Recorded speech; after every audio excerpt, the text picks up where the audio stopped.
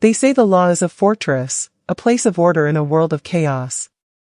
For 30 years, I believed that. I built my life within its walls, learning its language, wielding its power like a master craftsman. I stood before judges and juries, a woman in a suit of armor woven from legal precedent and a righteous, burning cause. I fought for women whose voices had been silenced, whose bodies had been bruised, whose spirits had been systematically dismantled by the very men who had promised to love them. I won them protection orders that felt like force fields. I won them divorces that were declarations of independence. I won them pieces of their lives back, fragile and precious artifacts rescued from the wreckage. I was a warrior in heels, a champion in a charcoal pantsuit, my briefcase a shield, my words a sword. My name, Eleanor Vance, was whispered with hope in cramped, fearful waiting rooms and shouted with respect in cavernous, echoing courtrooms. I thought I was building an impenetrable world, stone by hard-won stone, not just for my clients, but for myself, and for the one person I loved more than the law, more than justice, more than my own breath, my daughter, Chloe. But the most dangerous enemy is never the one who meets you on the battlefield, banners flying, his intentions clear. He is the one you invite to sleep in the bed next to yours. He is the one you let read bedtime stories to your child, his voice a gentle lullaby that masks a slow, creeping poison. The fortress I built had a single, fatal flaw, a secret passageway I had installed myself with a wedding band and a promise, for the man I called my husband. David. And by the time I realized the walls had been breached from the inside, by the time I felt the cold draft where there should have been warmth, it was far too late. The battle for my daughter's spirit was already lost. The war was over before I even knew it had begun. It started, as these things often do, not with a bang, but with a slow, creeping frost. A chill that settles into the bones of your home, into the very furniture and the air you breathe, so gradually you don't even notice you're shivering until your teeth are chattering and your fingers have gone numb. David wasn't a monster. Not in the beginning, and that is the most terrifying part of it all. He was charming, brilliant, a respected cardiac surgeon whose hands, steady and capable, held the literal power of life and death. When I met him at a charity gala, I was a young, fiercely ambitious lawyer, all sharp edges and unyielding principles, my heart a fortress in its own right. He was my opposite, warm, spontaneous, seemingly generous with his affection and his time. He softened my world. He brought me coffee in bed on Sunday mornings. He remembered my favorite wine, my irrational fear of spiders, the way I hummed when I was concentrating. He made me laugh, a deep, genuine laugh that felt like coming home. When Chloe was born, after 20 hours of a difficult labor, he cried, holding her tiny, perfect, wriggling form in his surgeon's hands with a reverence that made my own heart ache with a love so profound it was almost painful. I looked at the two of them, my brilliant husband and my beautiful daughter, and I thought, with a certainty that shook me to my core, this is it. I have it all. The career that is my calling, and the family that is my sanctuary. The first crack appeared so faintly, so insignificantly, I almost dismissed it as a trick of the light. Chloe was 7. She had drawn a picture of our family with her new set of crayons, 3 stick figures, with her in the middle, holding hands with a giant, radiant sun with a smiley face. "That's Daddy," she said, her small voice filled with adoration, pointing to the sun. "He's bright and warm, and he makes everything grow." My figure was smaller, off to the side, holding a black rectangle. "You're at work, Mommy, saving people. You're at work." It was a child's innocent, unfiltered observation, but it felt like a tiny, precise paper cut on my soul. I was saving people, yes. I was fighting the good fight. But was I saving the moments that mattered most to her? Was I present for the small, sunny days that made her world grow? I tucked the drawing into the frame of my bedroom mirror, a daily reminder, a silent spur to try harder, to be more. David's career was demanding, a relentless tide of emergencies and surgeries, but so was mine. The difference, I came to learn, was in the currency of our sacrifices. His were celebrated, noble. A missed dinner for an emergency triple bypass was heroic. A missed school play for a critical court hearing was a choice I had to justify, mostly to myself, in the quiet, guilty hours of the night. David began to use that disparity, subtly at first, a master manipulator testing his tools. "Don't worry, Ellie," he'd say, his voice smooth as silk, his hand a comforting weight on my shoulder. "I'll be there for the parent-teacher conference. I'll take detailed notes. I know your case is important. Those women need you. Chloe, and I understand." It sounded like support. It felt like a partnership. But underneath the generous veneer, it was a slow, steady drip of poison, an artist carefully painting a picture for her daughter. Daddy is here, reliable, present, mommy is elsewhere, her priorities divided, her love conditional on the needs of strangers. He never yelled. That was his genius, his surgical precision. David's weapon of choice was not a raised voice or a clenched fist, but a carefully deployed silence. A disappointed sigh that could suck all the air out of a room. A slight, almost imperceptible withdrawal of affection that was so subtle it made you question your own perception, your own sanity. If I challenged him, if I pointed out that he had, in fact, also been late to her recital, or that he'd forgotten her request to help with the science project, he would look at me with such profound, wounded sadness. "I'm just trying to hold this family together, Eleanor. Why are you always looking for a fight? Is that what they teach you in that courtroom of yours? To see an adversary in everyone, even in me?" He would frame my legitimate concerns as a pathology, a professional deformation. He made my strength, my vigilance, my ability to see through lies, seem like a flaw, a sickness I was bringing into our home. He was gaslighting me. I, Eleanor Vance, who had cross-examined expert witnesses on the very subject of coercive control and psychological abuse, was being systematically, psychologically dismantled in my own kitchen. And I was too proud, too professionally embarrassed, too terrified to see it. How could I, the terror of abusive husbands in 3 counties, the woman who could make a bully crumble on the stand with a single, arched eyebrow, be a victim? It was an impossible, laughable contradiction. The cognitive dissonance was so loud it created a constant, low hum in the back of my mind, a noise I learned to ignore. So I rationalized. I told myself he was under the immense stress of holding human hearts in his hands. I told myself I was being too sensitive, bringing the paranoia of my work home with me. I told myself that this was the price of a dual-career marriage, that all couples had their tensions. I buried the unease, the growing knot of dread, under a mountain of legal briefs, depositions, and court dates. My work became my escape, my identity, the place where I was still powerful, still right. The focus of his control, I see now with the painful clarity of hindsight, slowly, inexorably, shifted from me to Chloe. It was a strategic relocation. I was a hardened target, set in my ways, with an independent income and a formidable skill set. Chloe was soft, vulnerable, a blank canvas upon which he could paint his own narrative of perfection. It started with small, seemingly constructive criticisms of her. Her grades, which were perfectly fine, were never quite good enough for him. A B+ in math was a disappointment, a lack of focus. Her choice of friends was questionable, their laughter too loud, their interests too trivial. Her love for art and music, which lit her up from the inside, was a pleasant hobby, but not a path to real success. He began to schedule her life with the cold, precise efficiency of a surgical procedure. Piano lessons on Monday, advanced math tutoring on Tuesday, French on Wednesday, tennis coaching on Thursday. Her free time, the time for unstructured play, for daydreaming, for simply being, evaporated. The joyful, messy, creative little girl who had painted the smiling sun began to shrink, to become quieter, more anxious, her shoulders perpetually hunched as if waiting for a blow. Her drawings, once filled with bright, bold colors and fantastical creatures, became darker, more constrained, precise sketches of isolated trees and empty rooms. I tried to intervene. I would find moments, after a particularly draining day in court, to sit on the edge of her bed. "Chloe, honey, you don't have to do the extra credit assignment if you're tired.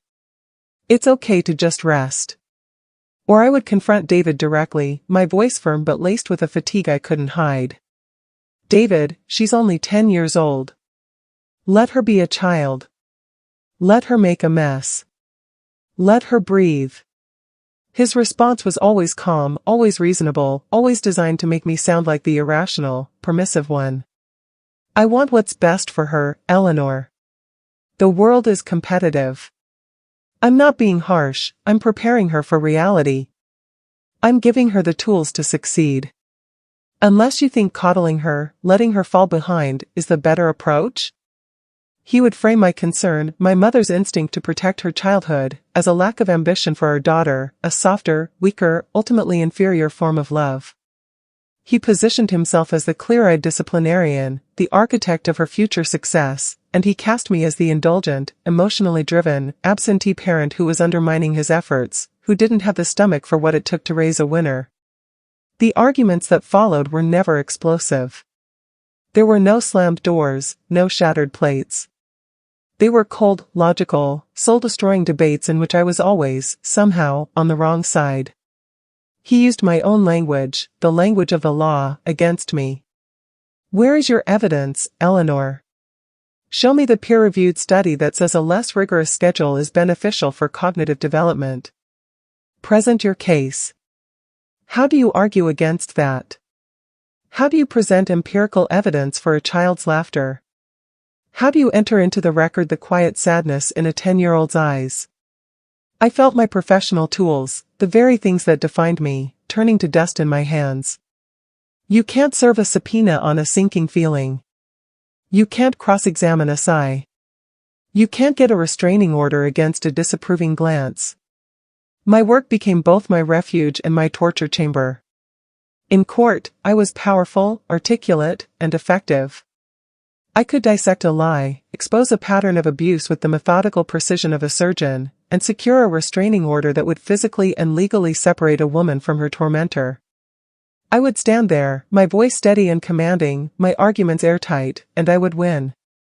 I would see the dawning relief in my client's eyes, the fragile, tentative hope returning to a face that had known only fear, and I would feel a surge of vindication. This is who I am, I would tell myself, straightening my shoulders. I am a protector. I am a defender. I make a difference. Then I would drive home. I would turn off the engine and sit for a moment in the dark silence of the garage, the transition from warrior to wife feeling like a physical blow. I would walk through the door of our beautiful, professionally decorated, silent house, and the power would drain from me like blood from a wound. Chloe would be at the imposing mahogany dining table, a small island in a vast sea of polished wood, struggling with advanced algebra problems meant for children years older, her small shoulders tense, her brow furrowed in concentration and anxiety, while David stood over her, his presence a silent, looming pressure cooker. She would look up at me as I entered, and in her eyes, I wouldn't see the joyful leap of a child greeting her mother after a long day. I would see a silent, desperate plea. A case I didn't know how to argue. A client I was failing. I tried, God knows I tried, to connect with her, to create a world for just the two of us that was separate from him, a secret garden where the air was lighter. I would suggest a movie night on a Friday, just us girls, with popcorn and pajamas. David would agree, smiling benevolently, but then would remember an important family obligation he had scheduled, a visit to a senior colleague's house, a fundraiser for the hospital foundation. He was a master of triangulation, always placing himself in the middle, the gatekeeper of our relationship, the interpreter of our intentions. He would pull me aside and tell me, in a confidential whisper, that Chloe was really tired, that she had confided in him that she didn't feel like going out. He would tell Chloe, I later learned, that I was too busy and stressed, that I had a big case and needed to work, that he was the one who had suggested the quiet night and to give me space.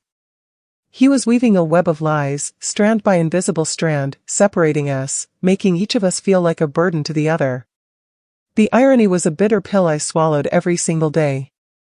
At work, I was an expert at dismantling the arguments of men who isolated their partners from their support systems. Your Honor, I would state, my voice ringing with conviction, the defendant systematically alienated my client from her friends and family, creating a dependency that allowed the abuse to flourish.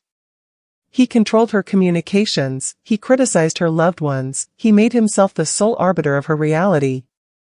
I could spot the patterns from a mile away in other people's lives. I could see the warning signs in the paperwork, in the timelines, in the terrified whispers of my clients. In my own life, I was blind. The isolation wasn't physical.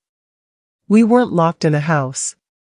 We were locked in a narrative, one that David wrote and directed every day, a story in which he was the heroic, long-suffering father and husband, holding everything together, and I was the brilliant but distracted, emotionally volatile career woman, and Chloe was the precious, flawed project that required his constant, critical, and loving attention.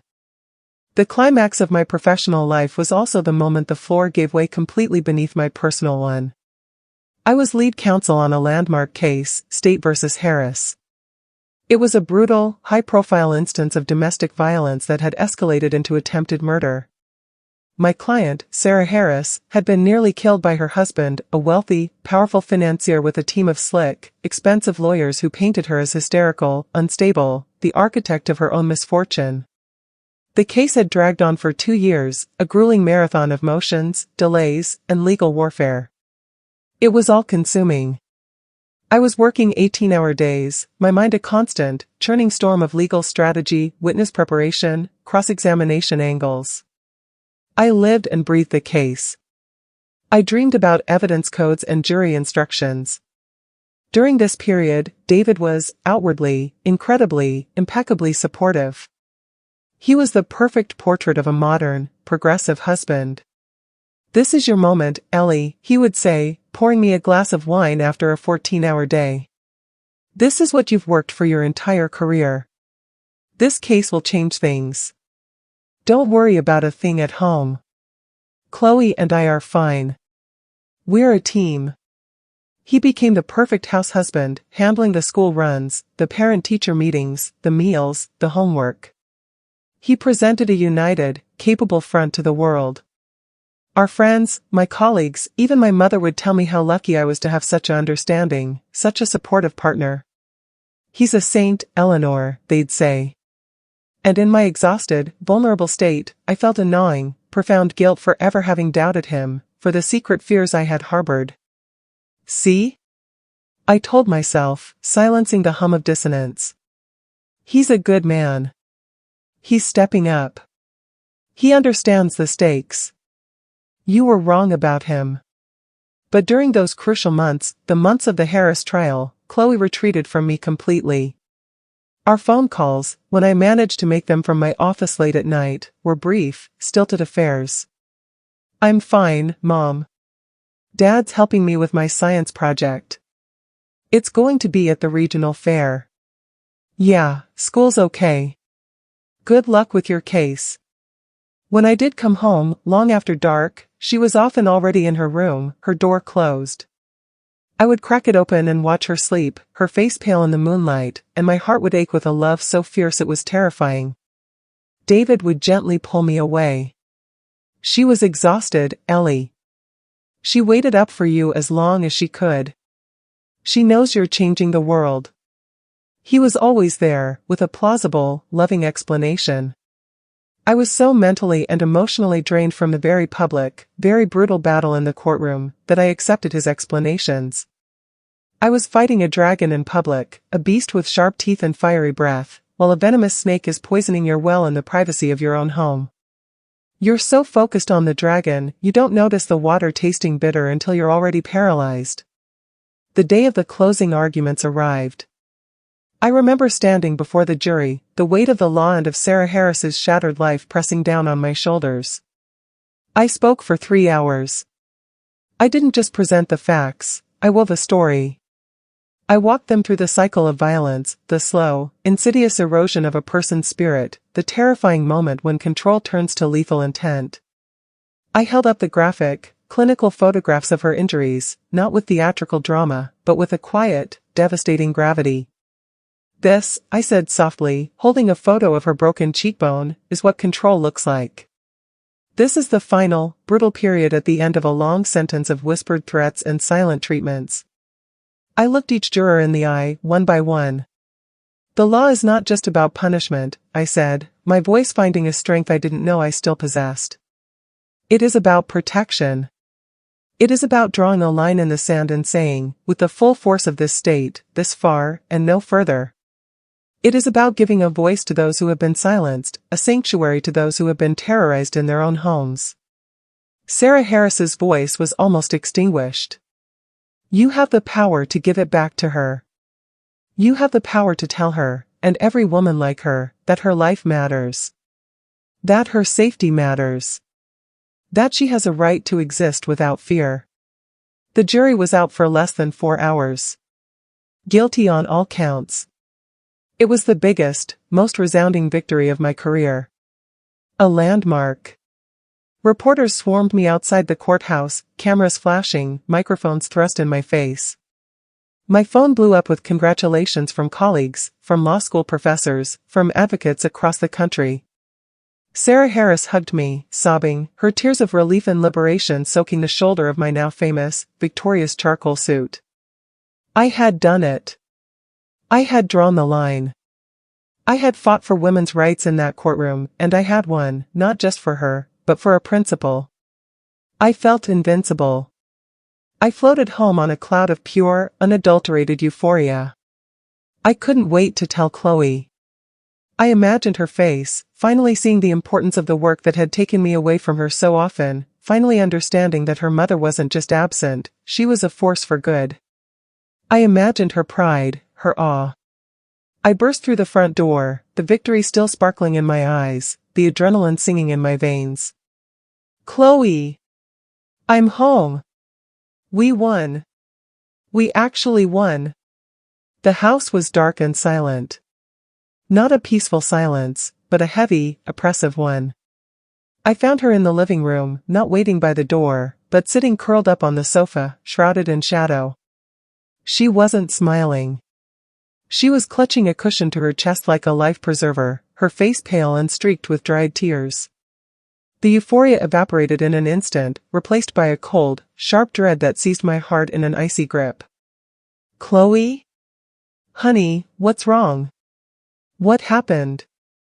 I moved into the room, my high heels clicking too loudly on the hardwood floor. She looked at me, and the look in her eyes was one I had seen 100 times in the faces of my clients across a conference table. It was a look of hollowed-out defeat, of a spirit broken. Dad and I had a fight, she whispered, her voice raspy from crying. About what? Sweetheart, it's okay. Look at me. I just won the biggest case of my life. Everything is going to be okay now. I'm here. I'm present. Talk to me. I moved to sit beside her, to pull her into my arms, to hug away whatever this was. She flinched away from my touch, a small, reflexive movement that felt like a physical slap. No, it's not. Her voice was flat, dead. It's not going to be okay. She took a shaky breath. He said you only care about your work. He said you care more about strangers than you care about us. He said you're never here, and that when you are, you're just empty. A shell. And I yelled at him. I told him he was wrong. I told him you were a hero. I told him you were saving people. My heart swelled for a brief, beautiful, agonizing second. She had defended me. My daughter, in the face of his cold logic, had stood up for me. Then she continued, and her words, quiet and devastating, shattered my world into a million irreparable pieces. And he looked at me, Mom. He didn't yell. He just looked at me with this absolute coldness. Like I was a specimen under one of his microscopes. And he said, if she's such a hero, if she's so powerful, why didn't she protect you? The air left my lungs. I felt dizzy, the room tilting on its axis. Protect you from what, Chloe? But I knew. Oh God, I knew. She started to cry in earnest then, great, heaving sobs that shook her whole slender frame. From him, Mom. From him. The constant comments about my weight, the criticism of every friend I make, the way he makes me feel like I'm stupid, like I'm never good enough, never pretty enough, never enough. The way he tells me you think my art is a frivolous waste of time. The way he monitors my phone, reads my texts, tells me who I can and can't talk to. He told me you agreed with him, that you thought I needed more discipline, that you thought I was too dramatic. I've been so alone. For years. I felt the floor tilt. The fortress I had spent a lifetime building crumbled into dust around me. The victories I had won, the justice I had secured, the powerful, unassailable persona of Eleanor Vance, it all turned to fine, choking ash. I had been so busy looking for the monster outside the gate, the one with the criminal record and the violent temper, I had failed to see the one sitting at our dinner table night after night, using a scalpel instead of a fist, leaving no visible bruises for a jury to see, but methodically, precisely, breaking my daughter's spirit piece by precious piece. He had used my absence, my dedication to my work, as the very tool with which to isolate and abuse her. He had turned my passion into my failure. I had fought for women's rights in courtrooms. I had crafted arguments that could send abusive men to prison for decades. I had defined coercive control for skeptical judges. I had given speeches about the insidious, soul-destroying nature of psychological abuse. And all the while, I had been living in the epicenter of it. I had been so proud of my ability to protect others, so sure of my own strength and perception, that I had missed the one person who needed my protection the most. My own daughter. The case I was born to try was happening in my own home, and I was the witness who never showed up. The confrontation with David that night was the most difficult, most terrifying case of my life, because there was no judge, no jury, no rules of procedure, only the wreckage of our family and the raw, bleeding truth.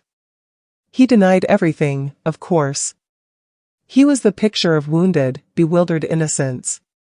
He was the devoted father whose troubled, dramatic daughter was being turned against him by a wife who saw abusers in the shadows, a wife who had finally, tragically, brought her professional paranoia home and was now destroying her own family with it.